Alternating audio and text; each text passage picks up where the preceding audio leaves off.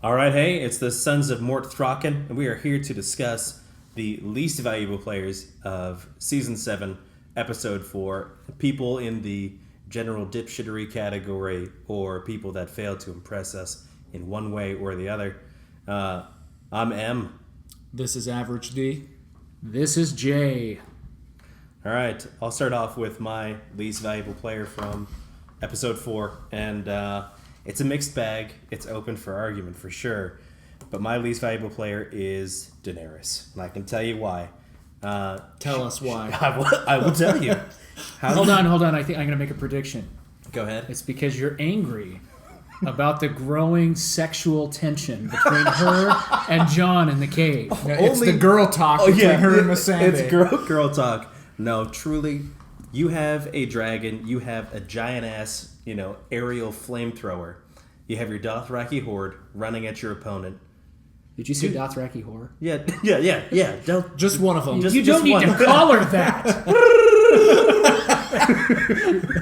And so, why not do some Braveheart level trickery and have your horde stop 100 feet away, freak them out a little bit, and then just come in and just moon them, taunt them, see if they break ranks, and then just come in and just scorch right down the line. They could have just had them all dead in one fell swoop. Instead, they had to go through this just laborsome chore of murdering everyone. But what was better visually to watch? Would you really want it to be just drop the nuke and it's over? I'm impressed by efficiency. Right? It's like in Watchmen, where it's like, no, I did this 35 minutes ago. You can't stop me. Right? I think there is an impressiveness to efficiency that can't be replaced. Yeah, so you can tell the writers are trying to tone down the power of the dragon. Yeah. It's bringing an Apache attack helicopter to the Apaches actually fighting each other. Yeah. It just, you got to do something to tone it down. Well, then with her misuse of the weapon, then she also goes through and scorches what I can only assume are some kind of valuable goods. Because right now, who's out of food? The South is out of food. Everyone. The middle spectrum is out of food. The last people that have food are all up north. And even they are trying to gather food. And even then they're getting together. So maybe the Riverland still has food and the Erie has food. Don't go burning the food, dipshit. Why'd you burn the food? And the other the other third component is, where are the other two dragons? Now, why would you only bring one dragon? They're having girl talks. They're having girl talks. Because previously, when the slaver city was attacked by the other slavers, Drogon was there, but when Drogon went out into the harbor to go scorch the other ships, the other two dragons followed him along. They will follow him. So why would you only bring one of your dragons? It seems to be less effective to have a single target. It's risk aversion. Is it risk aversion? Sure. What if they bring down a dragon? Do you want to risk all three of the dragons being brought down? She's never totally done this with a full army. I don't think she even considered the possibility that one of the dragons was going to be brought down. I think it's the writers toning down the power of the dragon. I think that you bring one because you can do some things with one. You bring three and it'd be ridiculous if there was anything that happened to any of them. I don't know. Yeah, I'm a full throttle kind of guy. All right, that's my LVP. Okay. My least valuable player is Littlefinger. I'm so sick of him smirking in the shadows and not doing anything. And if I can quote Tweedledee and Tweedledum, I just want to punch him in the effing face as hard as I can. Yeah. Because he is driving me nuts. I hate that guy. I want someone to stab him. Yep. He's a schemer. He does what he does. He's scheming. Not doing anything. Well, and he's that's just the thing. sitting there smirking in the shadows or standing next to Sansa and smirking. The smirk. It's driving me nuts. What's his game now? Like, he used to be one of the top two puppet masters. It was him and Varys setting things in motion, and now nothing.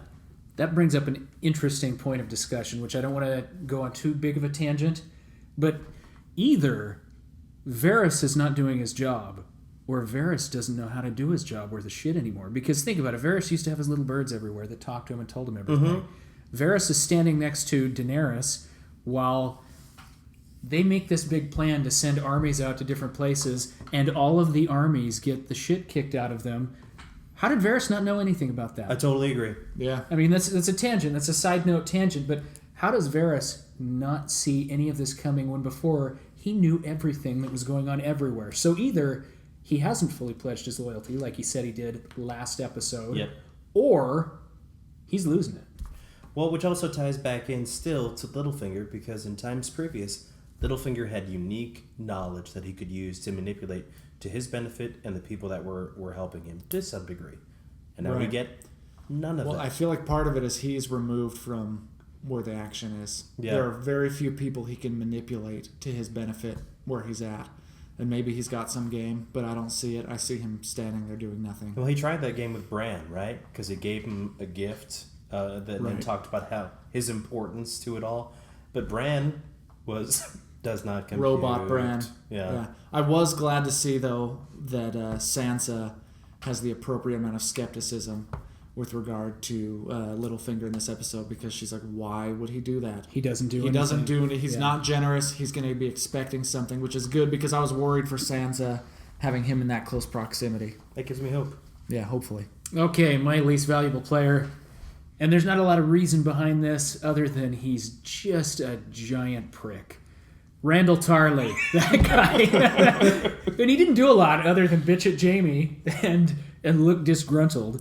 Like he's sucking on a lemon at all Yeah, times. yeah. He really just looks like he hasn't pooped in 3 weeks. I mean, It looks like his skin is 3 sizes too small for his face. Just super taut. Taut. So he's a prick. He kind of seems to be undermining and second guessing and talking down to Jaime all the time too, which I think just again goes to his level of assholery. But in spite of him being a prick, he seems to have 2 sons that really have it together, right? Sam's got it together, and Dickon, I think. yes. He named his son Dickon. If that doesn't tell you enough about him, I don't know what does. But Dickon seems to have it together. Yeah. He seems decent. Yeah, he seems cool. Tom Brady of Westeros. His wife is smoking hot. But Randall, ready to see him die. So I'm hoping that as a result of the attack, he either got some sweet burns or Might have made him look he's better. taken he's taken prisoner. So my least valuable player. Hopefully a pile of ash. This is Sons of Mort Throcken signing out for LVP. Let us know what you think in the comments. If you like this video, please like it and subscribe. Wiener, wiener, wiener, wiener, wiener, wiener, one wiener next to another wiener, two wieners alongside yet another wiener. Tangle soft, wiener, nice and soft, fluffy lolly rags, fluffy wiener, fluffy wiener, fluffy wiener.